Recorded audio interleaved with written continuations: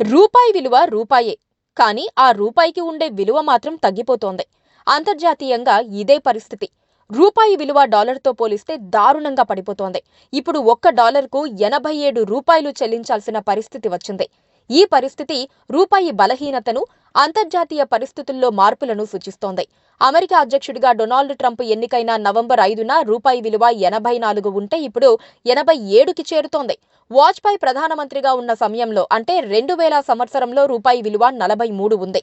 అది మన్మోహన్ సింగ్ దిగిపోయే నాటికి 62 అయ్యింది. ఇప్పుడు 87 దగ్గర ఉంది. 1947లో స్వాతంత్ర్యం వచ్చినప్పుడు రూపాయి విలువ డాలరుకు $3.30 మాత్రమే ఉంది. మోదీ మళ్లీ ఆ స్థాయికి తీసుకువస్తారని ఆశించినా, ఆశలు పెట్టుకున్న భక్తుల కోరికలు కూడా కనీసం తీర్చే ప్రయత్నం జరగలేదు. ప్రపంచవ్యాప్తంగా డాలర్ను మారకపు విలువగా చూస్తారు. అంటే ఏ దేశంలో అయినా డాలర్ పనిచేస్తుంది.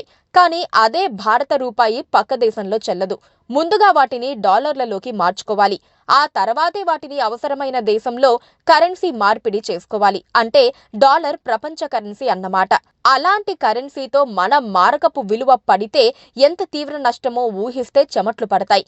మనం ఎగుమతులు చేస్తే డాలర్లలో కడతారు, అది నిజమే. కానీ మన దిగుమతులకు కూడా డాలర్లలోనే చెల్లించాలి. మన దేశం ఉపయోగించుకునే పెట్రోలియం ఉత్పత్తుల్లో 90% దిగుమతులే. అంటే రూపాయి విలువ పడిపోయే కొద్దీ పెట్రోల్ దిగుమతుల భారం ఎంత పెరుగుతుందో చెప్పాల్సిన పనిలేదు. రూపాయి పతనం ఎంతో మంది జీవితాలపై, వ్యాపారాలపై ప్రభావం చూపిస్తోంది. విదేశాల నుంచి దిగుమతి చేసుకునే వస్తువుల భారంతో సామాన్యులకు జేబు గుల్లవుతుంది. దిగుమతుల మీద ఆధారపడిన వస్తువుల ఉత్పత్తి ఖర్చులు పెరుగుతాయి. దానివల్ల వాటి రేట్లు పెంచాల్సి వస్తుంది.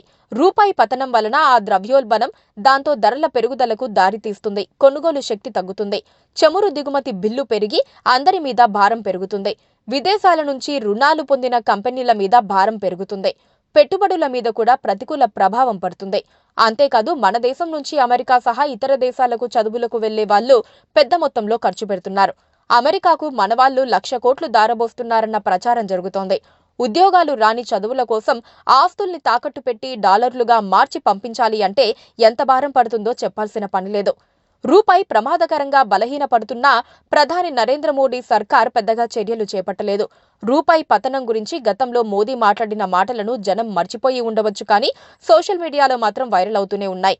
గతంలో యూపీఏ హయాంలో మన్మోహన్ వంటి ఆర్థిక నిపుణుడు ప్రధానమంత్రిగా ఉన్న సమయంలో రూపాయి విలువ పతనాన్ని అరికట్టేందుకు రిజర్వ్ బ్యాంక్ రంగంలోకి దింపి విదేశీ కరెన్సీ విక్రయాలు చేసి రూపాయిని కాస్త బలం పుంజుకునేలా చేశారు. కనీసం పడిపోకుండా ఆపే ప్రయత్నం చేశారు. కానీ ప్రస్తుతం అలాంటి విధానాలను పట్టించుకోవటం లేదు. కరెన్సీ విలువ పతనం కూడా ఆర్థిక వ్యవస్థ బలహీనమవుతుందని, మన ఆర్థిక వ్యవస్థకు సమస్యలు వస్తే తట్టుకునే శక్తిని కోల్పోతుందని ఆర్థిక నిపుణులు ఎప్పటికప్పుడు ఆందోళన చెందుతూనే ఉన్నారు. Please subscribe to KTV Telugu. KTV Telugu. KTV Telugu. KTV Telugu channel.